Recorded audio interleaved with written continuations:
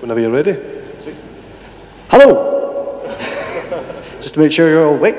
So, it kind of says what we're all about. We're kind of all about getting young people involved in the activities in Glasgow using technology. We're called GlasGO. It's basically, we're wanting to build a smart pedometer. So, facts. We've had lots of facts before, we've got some more for you. Obesity is a persistent and ongoing problem inside Glasgow. We have some information from registered sources, the NHS in Glasgow and such, telling us that 25% of the 11 to 15-year-olds are obese. We have the professionals also out there saying that we need to get our young people being active just now so as to sow the seeds in moving forward, so they're going to generally lead a more active life as they go forward. And then finally, we have information from the council that this is part of their kind of long-term strategy plan, and that they want to engage the 10 to 19-year-olds in being healthy and active, and specifically they've been working with the SFA to try and do this. So what we want to do is try and get them involved in a smart tech-enabled pedometer.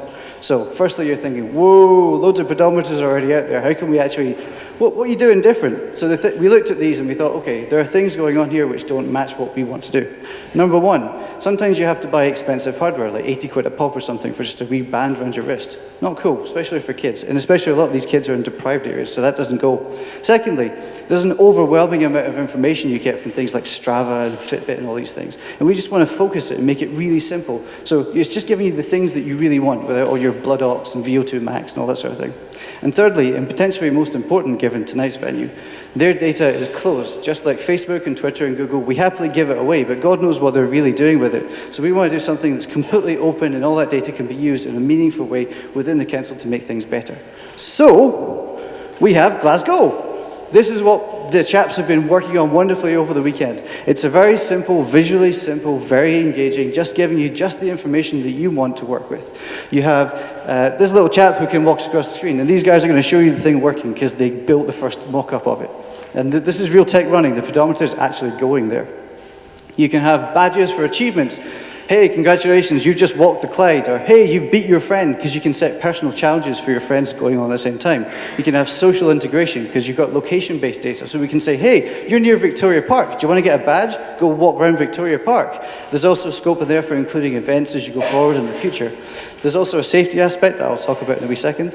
You can set your friends, you can use Twitter and Facebook integration. And generally, this is us going after the Candy Crush generation, the people that are sitting there playing all these flashy, really simple things. And it turns out, as well as being cool for kids, you can also get middle-aged women if you look at the demographics. So there's potential to kind of grow and see what else is going on there. There's also a website, because you've generated lots of really cool open data. So how about we have heat maps? We can see where people are walking around the city and include all sorts of kind of anonymized community-based data. So these are the people that those who were working on the weekend we managed to get in touch with, or from speaking to people doing other projects, have told us these are the people to try and get in touch with. And these are the people that would be giving us incentives. Because, hey, congratulations, you've just walked the Clyde. Have a free cinema ticket. Or, hey, have 10% off some shoes. In fact, Run For It phoned us back this afternoon and said, if this kind of goes ahead, you should get back in touch. That was kind of cool. So these are the people that are going to help us out. We were quite cool to get the Mumsnet one in there. That was a bit unexpected. Ping. So, okay, what's kind of going on underneath? We've actually got lots of data sets from the hackathon itself being involved in this. Specifically things like the health walks, which the chaps were talking about before, which is all in there. And there's the Glasgow Life venues, their locations, when they're open, what facilities they provide. There is the road traffic accident info, which is really cool, because you can get very specific information as to where pedestrians have run people down, specifically at traffic lights or crossings and pedestrian crossings and things, which is not good, but it means that, in general, but it means we can provide perhaps a subtle hint, just like a special vibration or a special sound, that just lets you know you're in a slightly higher risk area. Just kind of keep an eye out as you're walking about the town. But as well as that, we're kind of generating lots of open data which can be used to feed back into it. And that gives us into how are we actually going to address the problem we said at the start.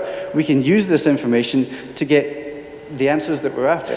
How, firstly, the simple one is the usage statistics. Who is it that is using GlasGO Go? And we can verify this against existing health data sets to say, here's our benchmark, here's the people that are using it, and how are we improving it, and how are we moving through time. And just generally, it's a data collection tool that you can analyze this sort of thing with. So that's kind of our pitch. This is our main thing. These are the three main things we want to say.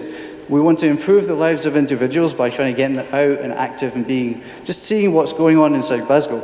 We want to engage the community by getting them saying, okay, let's go to the park. Glasgow has a great set of museums. Let's actually go and see them. And then finally, Thank you, Glasgow.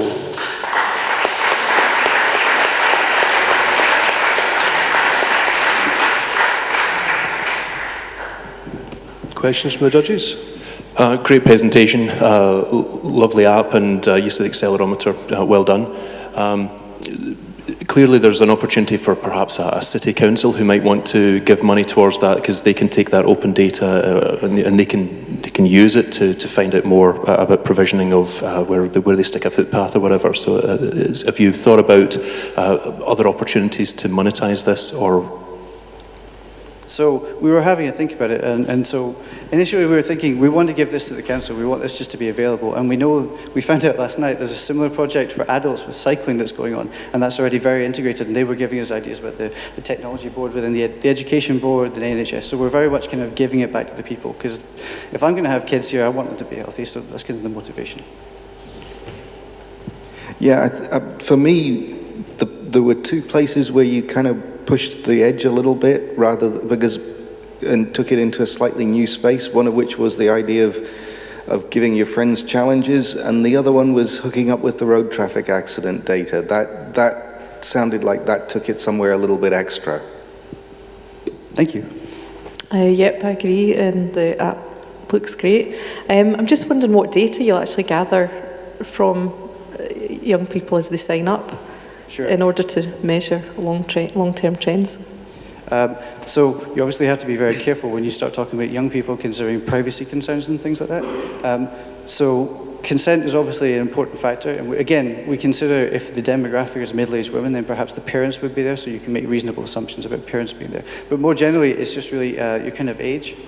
And that's the key one. Also, you can tie it up with the heat map you saw. So you can say where in an area are different people, and then you can do correlations with other data sets. Oh. I would also say that because we're hooking up with retailers and events to give like discounts or incentives, you could also see where these young people are spending the money or spending the leisure time. So that would be useful for where you would want to put maybe public facilities in the future, or like in terms of if you want to open up a shop or something, that information we'd be generating and giving out to people for free. Okay, firstly, congratulations on the way that looks. It's something, it's tangible, it feels real to me. This comment is from someone who's married to a social worker. Tell me a little bit more about the issues with regard to privacy and children with respect to one of your user groups here, and a key one is parents, and giving parents the confidence in this application. So, like I said, last night we found out there's a guy doing this for cycling and things, and one of the key things he was saying, particularly in the kind of location data, he called it fuzziness, and it's basically this idea of anonymizing as much as possible to still give a flavor. So the heat map's a good example, because you don't have to say exactly where a person is. You can just say, okay, they're within 250 meters of a given location, so you get a general idea of how that's being used and going forward. Thank you. Red lines.